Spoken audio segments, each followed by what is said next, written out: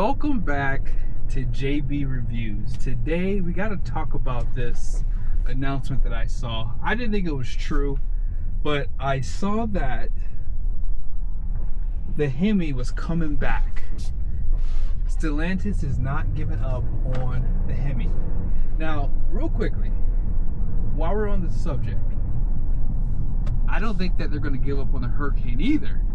And right now, I'm driving a 2025 Ram 1500 with that standard output Hurricane. Now, it is a little wet today. Got a little bit of inclement weather. All good, right? All good. But why all the hate on this Hurricane? Why is everyone so excited about the V8? See, I'm going to break down in this video really quickly why I'm not excited about the Hemi coming back. Now, you probably might be wondering, dude, you've always been the biggest complainer about the V8s going away, and you're right, that's true, but I think some of you guys forgot about how the manufacturers let the Hemi, even the GM side of the house, let these V8s get so old, so ancient, and not have any updates within like really the last decade or so. So let's go ahead and jump into the video. I am not against this Hurricane.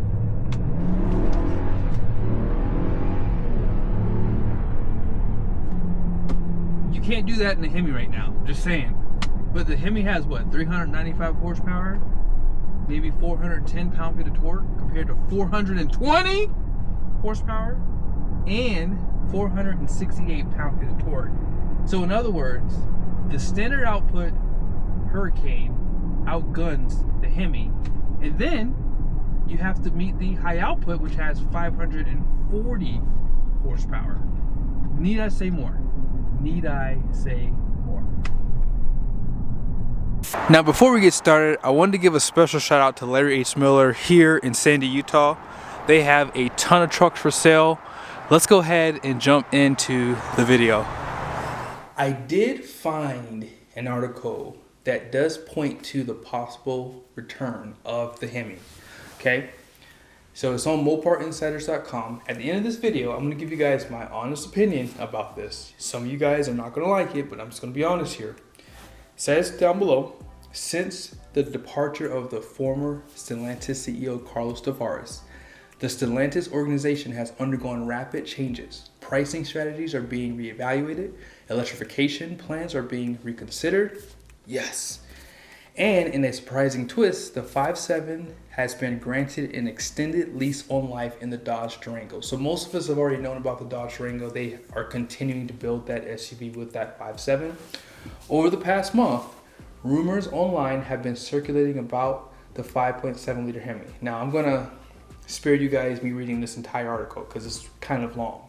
I will scroll so you guys can, if you want to pause, you can. But long story short, it's been 16 years since Stellantis, FCA, Daimler Chrysler have built a V8 engine in the United States. So they were building this engine in Mexico at the Saltillo engine plant. And the plant that they're going to be building the 5.7 liter Hemi at in the States is the Dundee engine plant. Now, they have retooled that plant for so many other different things, which you'll see down below here. I mean, so much money has been invested in that plant, and I'm happy to see and hear that they're going to be using that plant again to build this engine. Now, let's go ahead and pick up down below here. It does say that if this latest rumor proves true, it would mark the first time in nearly 16 years that Chrysler has built a V8 engine in the United States.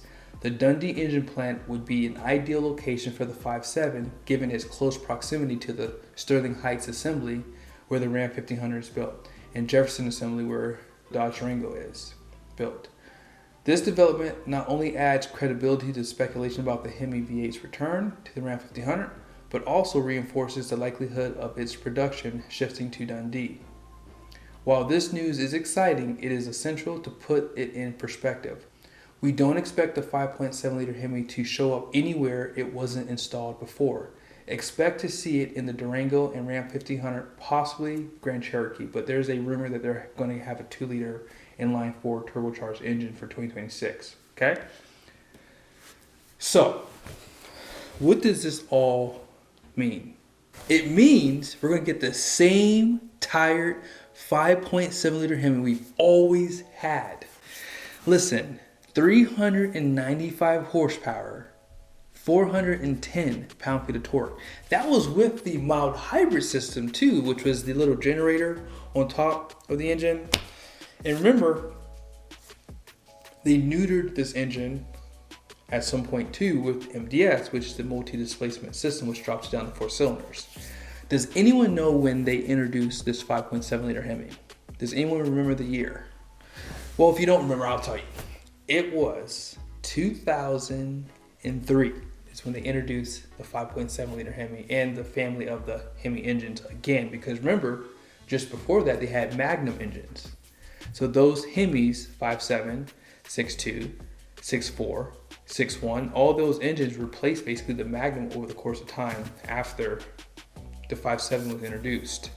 So when you look at this from the perspective of someone like me, yes, I do like the V8s, but there's so much work that has to get done for them to really be relevant again. And I don't think that we'll ever really have that happen, because our current administration would have to win 2 more terms. And I'm not talking about President Trump, I'm talking about Republicans. Republicans would have to win probably 2 more terms, and the right Republicans too at that, not some so-called Republican. Someone who's not going to make manufacturers build electric cars and require them to. And that's the terminology that they're using too, by the way. So with that being said, I would love to see a different displacement. I would love to see a clean slate for a V8. I want to see them breathe life back into what has always drove Americans, which is that V8. But I don't know how they're going to do that. It's just too much money, and it's been too long since they've done something, because the answer today is turbocharged 6. That's it. That is the answer. I don't see them doing turbocharged 5.7s. I just don't see them doing that. Now, with Tim Kuniskis, he can have fun with the 5.7s. They could rework these engines to be more reliable, right?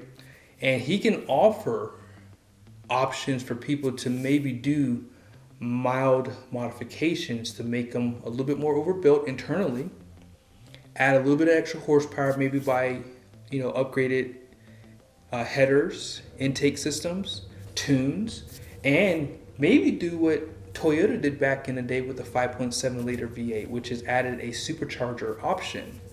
And then from there, the engine can go from having 395 horsepower to maybe 450, 480, and making it more relevant to people who would like the idea of the V8, but they just see the inline 6 as a better option. I tell you, the online hate is real for the Hurricane engines. Online hate. But in the real world, there's not the same hate. Everyone is okay with the inline 6 Hurricane. When you look at the Ford EcoBoost engines, they still make the Coyote 5.0 V8, but no one buys that engine. So, like I said, this is definitely going to be a conversation we're going to have to continue to have, because in order to make people want to buy the V8, they're going to have to create some interest around that engine, because it's hard to justify an engine that's had cam and lifter failures, and this engine's been out for over 20 years. Like, how do you build something for this long and it's still not bulletproof, right? Now, granted, I know a lot of people aren't having the issue, but there's a class action lawsuit, or there was one, for the cam and lifter failure for the Hemi. The 6.4 liter had the same issue.